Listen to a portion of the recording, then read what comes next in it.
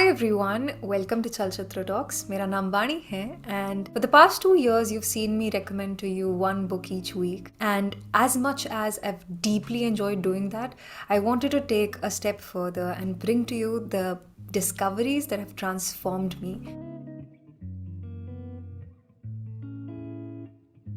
The best discovery of 2021 for me has to be Agha Shahid Ali, and we indeed picked up his book The Whale Suite for the month of December in a book a month with Vaani as well. I knew of Agha Shahid Ali from The Country Without a Post Office, which is I think one of his better known pieces of work, and as much as I knew about it, I had only read a couple of poems, but it was Language Games that is a poem in the Whale Suite, and it was the first poem that I picked up in the Whale Suite when a friend gifted me the book. I remember reading that book, and the first few lines go, I went mad in your house of words, purposely mad so you would build me asylum. And what follows is such a clever play on language and words in general that I remember reading this poem and sending it to all the people I was in conversation with during that time. There are a few lines that follow. Words never evade you. You can build anything. You can build a whole hour with just 7 seconds. And I remember reading it and just circling it over and over again on the phone because I did not want to ruin the book. The last few lines of this poem go, and I wanted you mad. I wanted you mad so I could cure you. Please go mad so I can build you an asylum. And I remember reading this line. And all of a sudden, I found myself reading absolutely everything I could find by Agha Shahid Ali. And there is this particular thing I realized as I went deeper into the Whale Suite, and I'm pretty certain a lot of people who read the Whale Suite in the month of December would agree with. And I have to thank Manan Kapoor for working on the biography of Agha Shahid Ali. The biography is called A Map of Longings, and it helped me discover the artist Agha Shahid Ali was. As you go deeper into the works of Agha Shahid Ali, you realize he was, for lack of a better term, a poet of exile. And his exile was his own. He had built his own exile, and if you may say, it was an existential exile, where you constantly realize in his writing that he's trying to find a place he can call home. There are questions of identity. He questions whether his home can be plural because of the upbringing he had. He was a Muslim, but he was brought up in an environment where he was taught to embrace all the cultures, all the religions that were brought to him, that were around him. And as such, I feel, because he traveled between Delhi, Kashmir, and then he settled into US, he also was exposed to so many different cultures that he just could not identify with one orthodox home. There were so many places he called his home. And this is something you'll realize again and again and again in his poetry, which is absolutely lovely because that is who you want to relate to in today's world, where there is not one particular place that is called home, that is associated with your identity, but a whole spectrum of culture defines who you are. This poem ends on a note where you're talking to your lover and you're telling them, I am never going to be exiled from your arms again.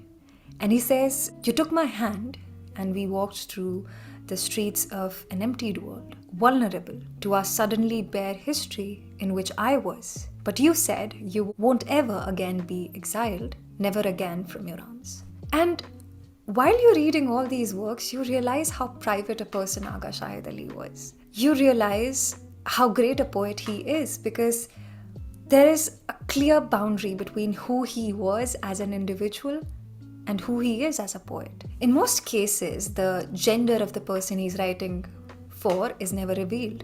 And therefore, you're always guessing if it's a friend, if it's a lover. You're always constantly guessing who this person is and what is the relationship that could possibly be that Agha Shahid Ali shared with this person. And that kind of also gives you the flexibility with which you read and interpret these poems. There are, for example, so many references to different artists, and I think this was one of my most favorite part of reading Agha Shahid Ali, where I was constantly trying to figure out, is this a reference to Faiz Ahmad Faiz? Is this a reference to Ghalib? Okay, this is a reference to perhaps Tennessee Williams, or this is a reference to the streetcar named Desire. And you constantly read so much about so many different artists who influenced him.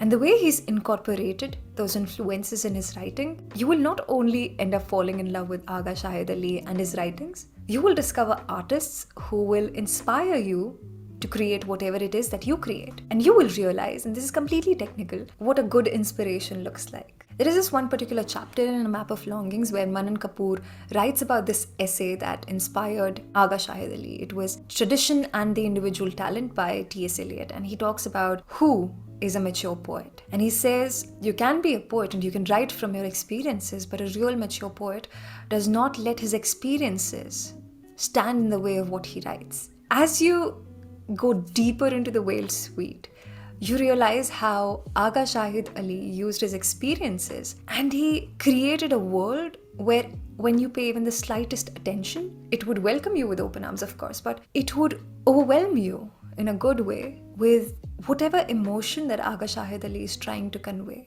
A few days ago in the book club that we have, there was a comment where someone said, I absolutely love it when you come across a piece of writing that conveys to you the pace at which you are supposed to read that particular writing. And I think Agha Shahid Ali travels through the pages through all these years and he reaches you with his words. And a lot of people say how brilliantly Agha Shahid Ali wrote about grief. And I think it was Amitav Ghosh who said how Agha Shahid Ali has this careless perfection to his writing, where he has this sorcerer's ability to transmute something that is completely mundane into something that's absolutely magical. And when Agha Shahid Ali writes about these emotions, when he writes about grief, in a way that reaches you, and instead of overwhelming you, it comforts you. For example, there's this beautiful piece, Lennox Hill, which he wrote, I think, a year after his mother passed away. And he brilliantly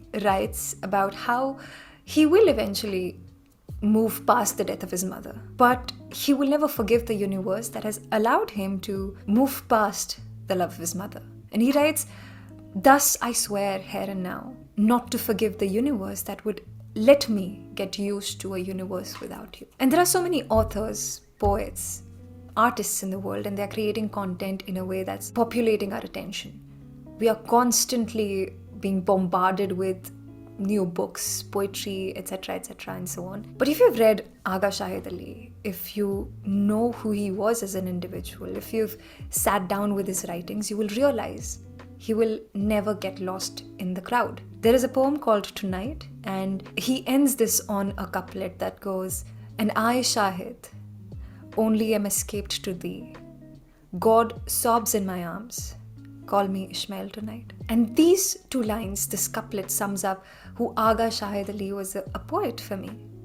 Brilliant, writing about tragedy, but also making it sound so funny without getting too serious about himself. And I think that's exactly why I would say Agha Shahid Ali was probably the best discovery of 2021 for me. I went back, rediscovered him, but I was such a fool to not sit with his writing and try and discover more of him and more of his works when I first came across him. And he probably made me get back to reading in a way that I have been thoroughly enjoying myself and thoroughly am invested in whatever I pick up. And if you are someone who's looking to start reading poetry, I think Agha Shahid Ali will be one of the best experiences of your life. So give him a chance, and I hope you liked this recommendation, and I'll be back with another recommendation for you in my next episode.